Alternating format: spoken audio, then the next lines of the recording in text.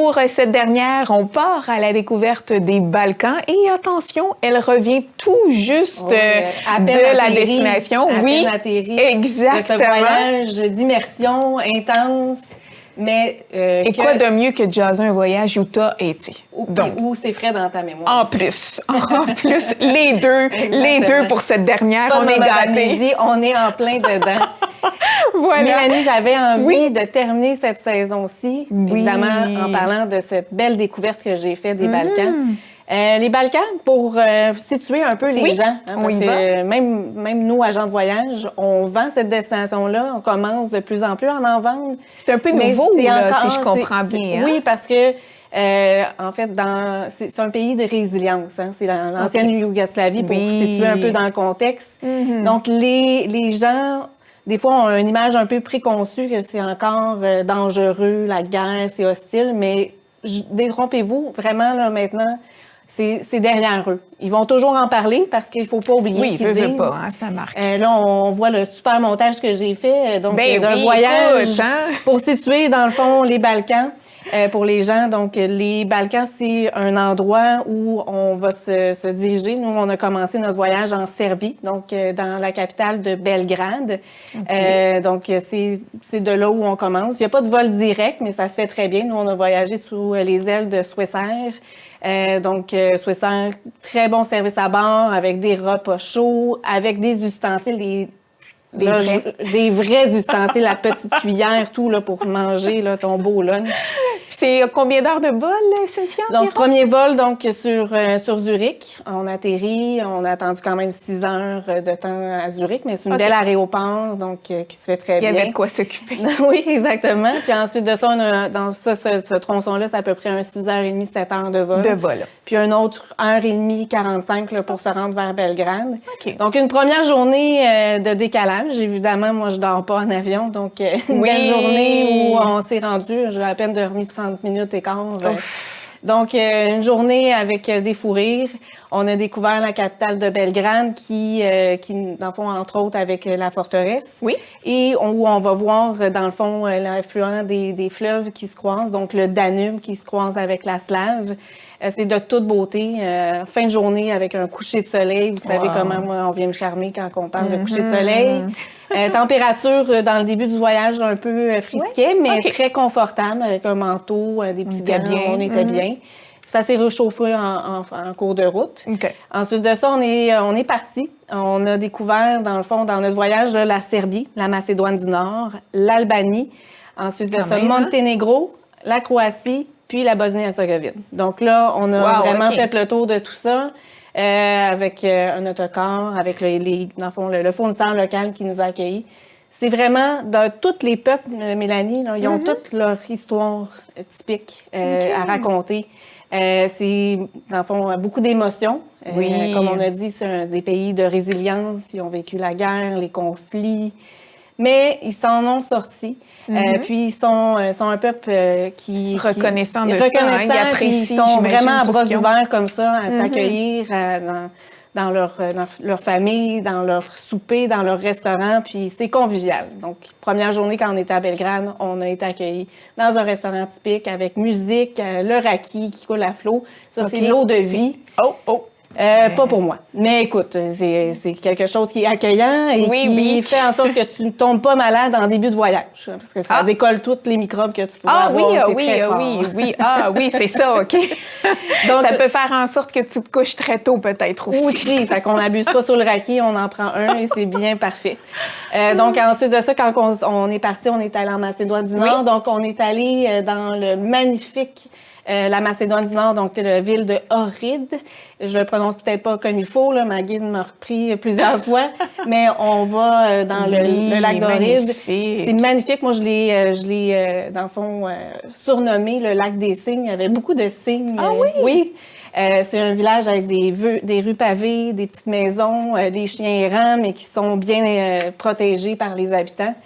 Puis, on a terminé, parce qu'on commençait nos journées dans un pays, Mélanie, puis on terminait dans un autre pays. C'est assez fou. Fait qu'on a fini dans la ville de Krouia, qui est mon coup de cœur en Albanie. Oui. Ah, bon. C'était de toute beauté. Pourquoi? Okay. Pourquoi? Parce que, moi, on vient me chercher quand c'est des choses vraiment vieillots, là, en flanc de montagne, dans un village en flanc de montagne avec les forteresses.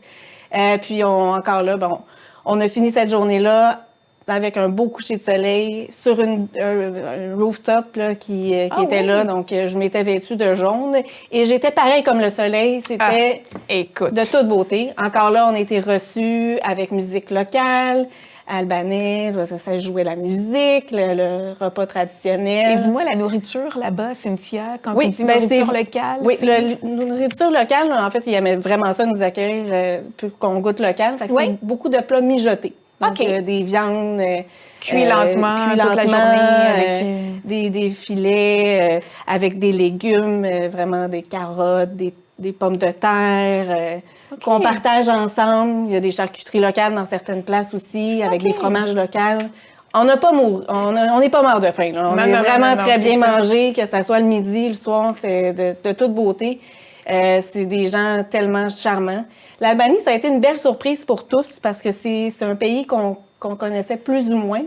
Puis je dirais qu'ils ont différentes villes qui viennent à travers le temps nous charmer. Donc, il y a Tirana qui est une ville charmante, électrisante, avec multiculturelle, avec multiethnique, autant que tu as les mosquées, que tu as les églises orthodoxes. Oui, Tout ce mélange-là, mais les gens maintenant, aujourd'hui, se respectent. Ils respectent l'autre. L'autre fait sa propre chose. Puis tout est bien, qui finit bien, comme on dit. Oui. Puis les bunkers qu'il y avait autrefois, parce qu'ils se cachaient là, quand c'était la guerre, ils en ont fait des art bunkers. Fait que là, ils ont vraiment fait à l'intérieur des bunkers avec des images des personnes, justement, qui ont marqué l'histoire. Oui. Toute la ville, en fait, est comme ça. Oui. Ensuite de ça, on se déplace, on s'en va au Monténégro. Un autre coup de cœur, Mélanie. Oui. Magnifique, avec le fjord de Kotor, donc les bouches de Kotor. C'est vraiment le fjord un peu comme au Saguenay qu'on a en tête, mais encore plus majestueux, avec les villes remparts, avec la vieille ville où on rentre. C'est la ville des chats, donc il y a même un musée de chats. Là, tu te promènes, tu déenfiles. C'est de toute beauté. Ensuite de ça, on se déplace encore une fois. On s'en va du côté de la Croatie. La Croatie qu'on connaît très bien. Donc, dans les Balkans, les pays qu'on connaît très bien, dont la Croatie, la Grèce, la Turquie, entre autres. Oui. Mais la Croatie, on a fait une incursion très rapide. Très rapide, OK. Trop rapide, mais quand même qui est une ville coup de cœur, Dubrovnik. Dubrovnik qui est une carte postale en soi vivante. On se promène dans les rapports, juste de rentrer, c'est de toute beauté. On se promène, on est là à contempler, c'est de toute beauté. Oui, vraiment, ça a l'air. Oui, puis il y a une histoire, il y a l'ancienne, en fait, la plus vieille pharmacie au monde qui est encore là. Ah oui? Là, c'était le dimanche des Rameaux, donc il y avait la messe, c'est beaucoup catholique du côté de la Croatie. Délicieux, comme destination, délicieux. C'est vraiment. Oui. Ensuite de ça, on s'est déplacé pour, dans le fond, faire le dernier pays du voyage, qui est la Bosnie-Herzégovine. La Bosnie-Herzégovine ont aussi vécu des grosses stratégies, pas stratégie, mais tragédie, pardon, je devrais dire, surtout à Sarajevo. Il y a eu des génocides, tout ça, ils sont marqués par l'histoire. Mais aujourd'hui, c'est un peuple qui se relève, qui sont fiers, qui parlent de leur histoire. La ville, malgré tout ça, elle reste encore marquée, parce qu'évidemment, ils ont eu de 92 à 96 des bombardements très majeurs. Puis il y a 8 tuiles dans la ville où on voit, dans le fond, des fresques au sol avec comme du sang, là, qui marquent la rose de Sarajevo. C'est pour montrer qu'à ces endroits-là stratégiques, il y a eu des bombes et des gens sont décédés. Donc, c'est pour marquer l'histoire, mais pour dire que ces gens-là sont décédés, mais que la vie continue. Donc, il y a aussi, dans le fond, le duc qui a été assassiné et qui a déclenché, malheureusement, la Première Guerre mondiale en 1914. Ils ont eu beaucoup d'histoires, mais aujourd'hui, quand on déambule dans cette ville-là, on sent une autre énergie. Donc, ça, c'est ça. Il y a aussi Mostar qui est une ville aussi à ciel ouvert, carte postale. Oui. Le pont qui a été de Strati, qui a été, dans le fond, vraiment bombardé, complètement détruit, a été reconstruit pierre par pierre, Mélanie. Wow, OK. Oui, exactement. Ils l'auront fait pareil? Ils l'auront fait pareil pour vraiment symboliser. Puis les ponts, en fait, c'est très important. Il y a un auteur serbe. Moi, je ne suis pas tant lecture, tu le sais, dans la vie. Mais ça m'a marqué, cet ouvrage-là. Dans le fond, on s'est fait lire quelques passages dans l'autocar par justement le guide serbe. C'est Ivo Andrić qui parle des ponts, le pont de la Drina. Mais c'est vraiment des sous-entendus poétiques très intéressants qui dit que, dans le fond, les ponts, c'est pas seulement des ponts de construction de pierre. Ça symbolise plus que ça. Ça vient rassembler puis relier des peuples, des religions. C'est grâce à ça qu'on peut continuer à se côtoyer, puis c'est ça qu'elle dit. Donc, on revient, en fait, moi je reviens, le cœur grandit, on a une autre perspective, on voit le monde autrement. Oui, c'est ça. Parce que malgré ce que j'allais te demander, c'est qu'est-ce qui fait que toi, parce qu'on le sent dans tes propos, que c'est une destination coup de cœur et que tu vas probablement la proposer à tes clients. J'ai pas toutes nommées, mais tous les villages. Il y a quelque chose d'unique. Il y a quelque chose d'unique. Il y a un peuple, ils ont leur propre histoire. C'est vraiment enrichissant. On s'est fait accueillir. On a fait aussi une croisière à Visigrane, sur la Drina. On a fait un tour de train sur des rails étroites qui est encore en fonction. On est accueillis. Je suis même rendue superstar parce que là-bas, les chansonniers m'ont fait jouer au jeu. J'ai chanté, j'ai dansé. Ah, ben voilà! Et je suis rendue international. Ah, voilà, Cynthia! Enfin ton moment de gloire! C'est Balkans. Dans le fond, la découverte des Balkans avec Tour Chanteclair, c'est un voyage d'immersion à travers des beautés naturelles, mais à travers un peuple accueillant.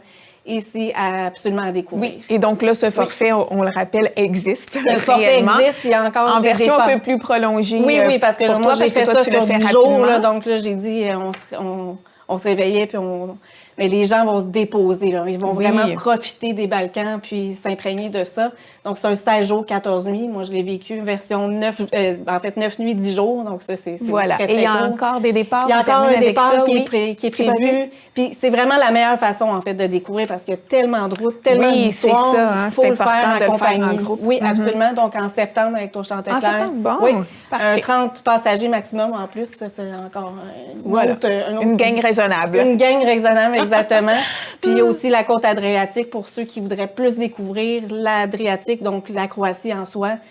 Tour Chanteclair fait ça.